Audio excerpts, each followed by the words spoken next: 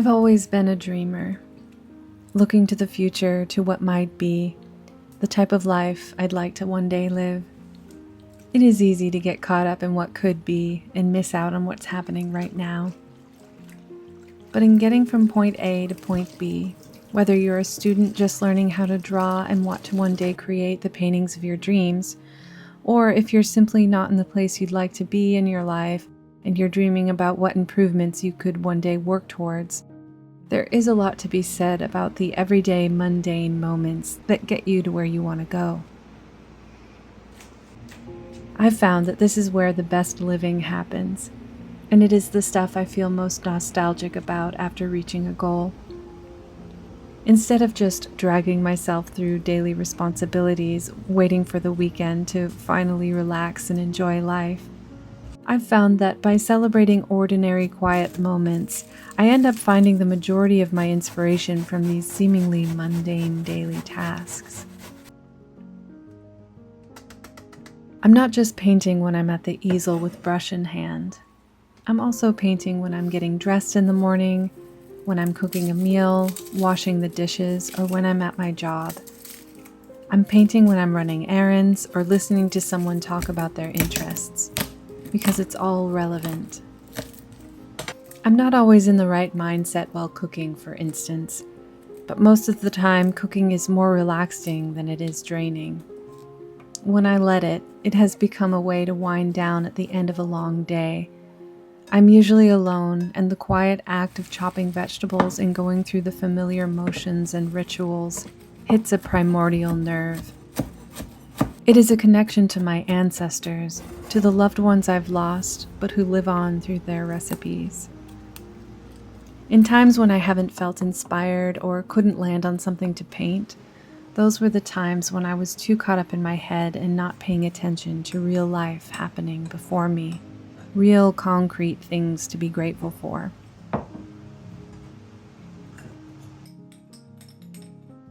This perspective is crucial because if I was only ever focused on the end result of a painting, they would never be successful.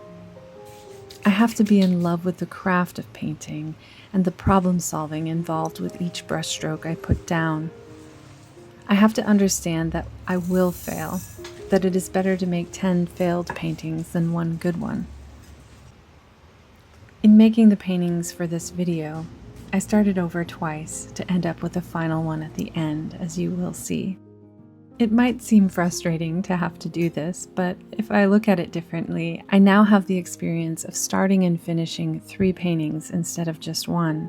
I have a lot more experience and practice under my belt than I would have if I had just tried hammering one painting into shape. The same goes in other areas of life. So often we can be off the mark of what we could be. Maybe we said the wrong thing or behaved in a way that hurt someone. Or maybe you just snapped out of a 20-minute doom scroll on your phone and realized you weren't being present with your children. Whatever it is, you can give it another try. Take a little healthy self-criticism and try again.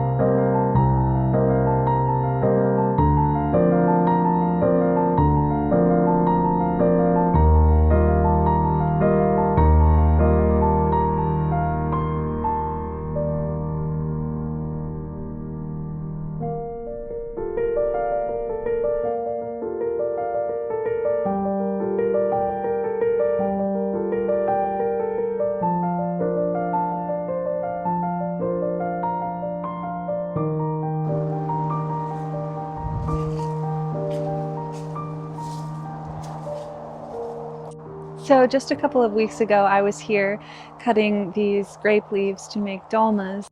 Now the grapes are fully ripe, and I plan on taking some of these beautiful grapes home and painting them because they're beautiful subjects for painting. And I also have an abundance of them that were just donated to me as well, so I actually have way more grapes than I really need. But I just love being outdoors and taking advantage of all of the wonderful things that are in season around me at this time. So today I'm going to cut some of these and take them back to the studio and see what I can make with them.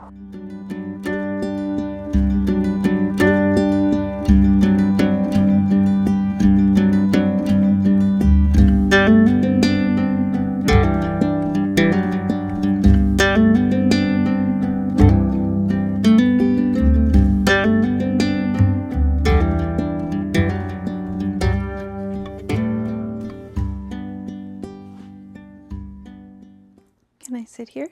Is that okay? Is that okay with you? Hello, welcome to another video. As you can see, I have this box of grapes, and they were given to me by a local farmer who often brings in lovely produce from his farm. He's an old farmer, and I think he runs things all by himself. He brings in walnuts in the fall, and he just like spends all day, every day, cracking and shelling all of these walnuts so beautifully. Like there's not a single piece of like that internal flakiness. They're just cleaned so nicely and put in bags. So, okay, go lay down. Go lay down. She gets pretty jealous. These grapes I will be painting, and I need to get on it very soon because they've already been in my refrigerator for a couple of days. I haven't been able to get to them until now. I'm going to show you guys how I end up setting up this still life. At the moment, I'm a blank slate. I have a general idea in my head, but right now I'm attracted to just their beauty as they are right now. Some of the first things that I notice that I love about painting grapes is this bloom, which is this like fuzzy outer layer of lighter colored blue or like purplish blue that is on the outside of the grape. I just think it's so, so, so beautiful. And that darker color underneath, when you brush your finger against it or scratch it, you can see that darker, almost black, like Prussian blue underneath. I also love these little squiggles that the branches create. The green ones also have that bloom, and because they've been on the fridge, they're just sparkling with this dew, and their color is just so gorgeous. So just their beauty on their own is, you know, they're like jewels to me and mouth-wateringly delicious. So those are some of the some of the details and things about grapes that I love in terms of subject matter. I think I'm going to do a small composition. I'm going to try to be practical instead of try to be overambitious with this project. So today is my day, and now is the time. So let's create something. So my space is absolutely a disaster right now, and I think it's just going to bother me if I don't do something about it. So I'm going to take like 5 minutes and just tidy this up a little bit. It's worth it. I mean, might as well have a clean space.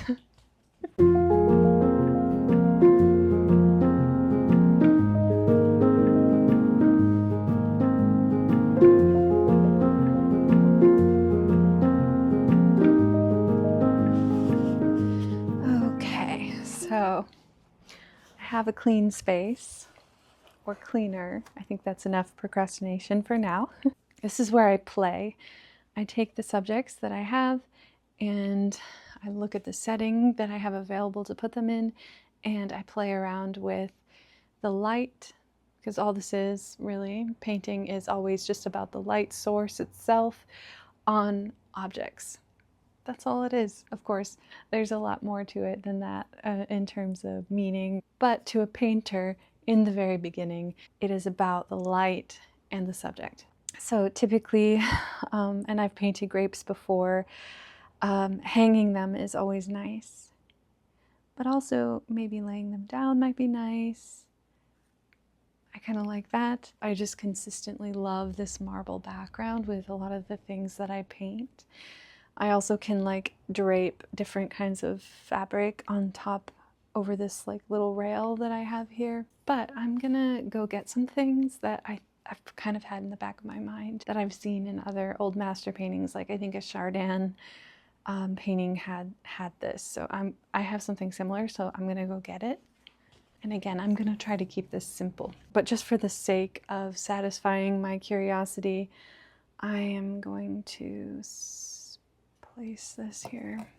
So I just went and got some roses from my rose bushes to kind of see if maybe, whoops, we brought in a spider. So yeah, we'll see, maybe, oh yeah.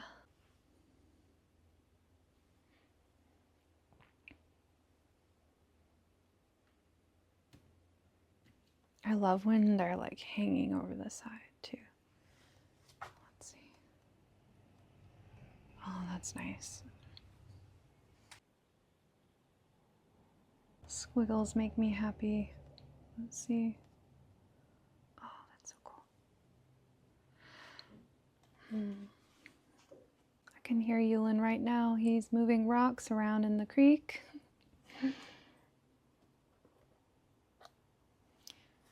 Okay, so that's a nice mound of grapes.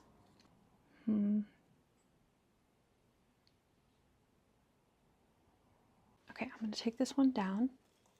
I can always put it back. Starting over a little bit.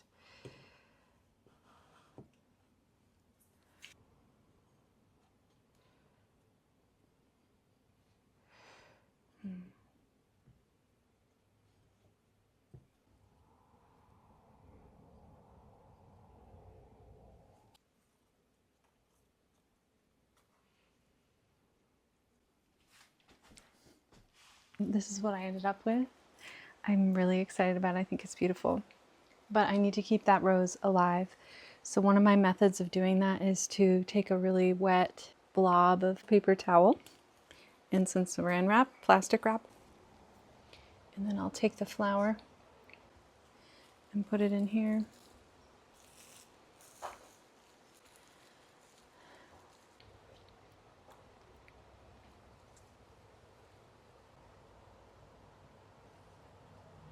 Fiddle with it until it agrees with me and says, okay, I'll stay still.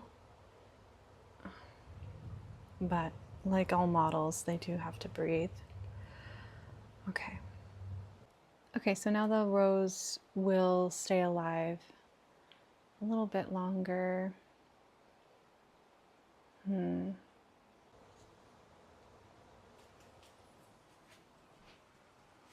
That's cool.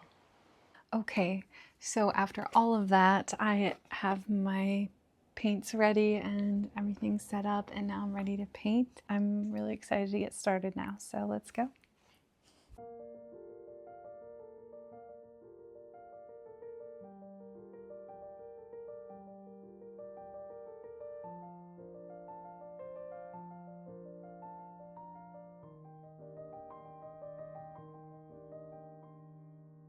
This first attempt started out a bit rocky.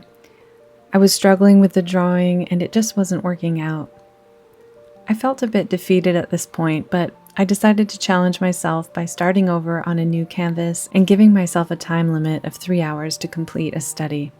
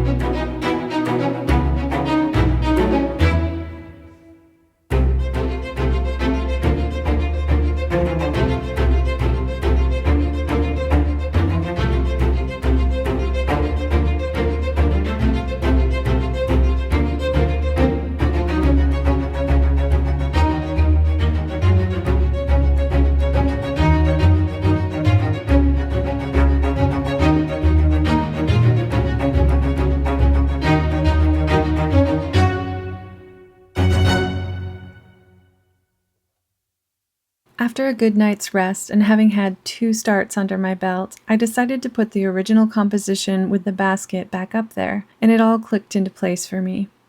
I had some of the squiggly grapevines from Euland's dad's farm, and those grapes had more red in them than the other ones, which was really fun to paint.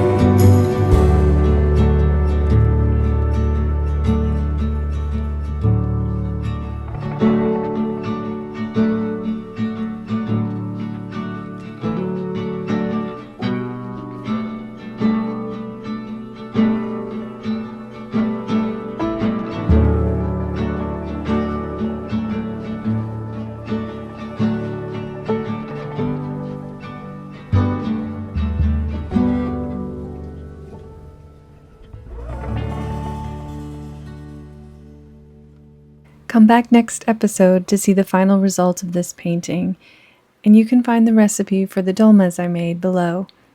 Thank you so much for watching.